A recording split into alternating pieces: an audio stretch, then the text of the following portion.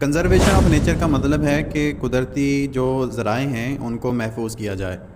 ہر وہ چیز جو ہم لوگ استعمال کرتے ہیں جیسے کہ فوڈ ہے، پیٹرول ہے، یہ ہمارے پاس قدرتی ذرائع ہیں۔ تو ہمارے پاس جو رینیویبل ریسورسز ہیں جو ختم نہیں ہوتے، جن کو بار بار استعمال کیا جا سکتا ہے، وہ ہمارے پاس ایئر ہے۔ اور ایسے ہمارے پاس ذرائع بھی ہیں جن کو ہم لوگ نان رینیویبل ریسورسز کہتے ہیں، جن کو بار بار استعمال نہیں کیا جا سکتا۔ اس کی اگزامپل میں ہمارے پاس منرلز ہیں اور فوسل فیولز ہیں۔ ان کو جو ہے ریپلینش نہیں کیا جا سکتا، ان کو بار بار استعمال نہیں کر سکتے اگر ایک مرتبہ یہ جو ہے وہ ختم ہو جائیں۔ تو ہمارے پاس ایک اسٹریٹجی ہے جس کی مدد سے ہم لوگ ان ذرائع کو جو ہے وہ بہتر انداز سے جو ہے وہ استعمال کر سکتے ہیں۔ تو ہمیں کس پرنسپل 3R پرنسپل جو ہے اس کے اوپر عمل کرنا پڑے گا۔ 3R پرنسپل ہمارے پاس کیا ہے؟ ریڈیوس ہے، ری یوز ہے اور ری سائیکل ہے۔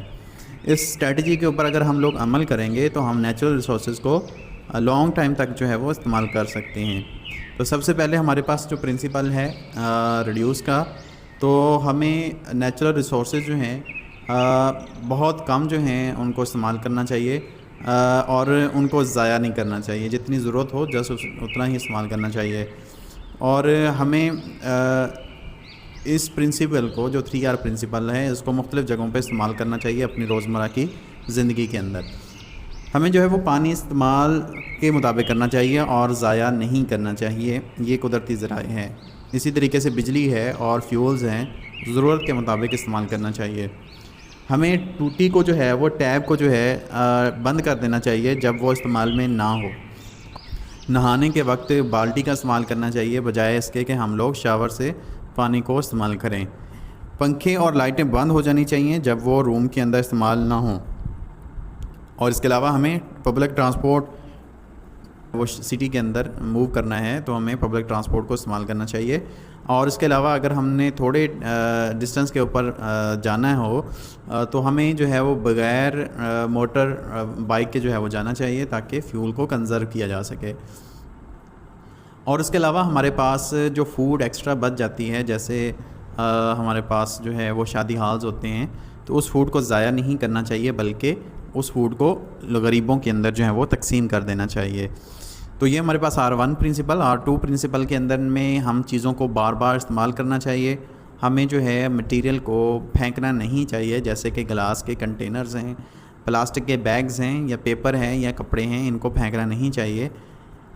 ان کو گھر کے لیول کے اندر بار بار جو ہے وہ استعمال کرنا چاہیے بجائے اس کے کہ ان کو پھینکا جائے۔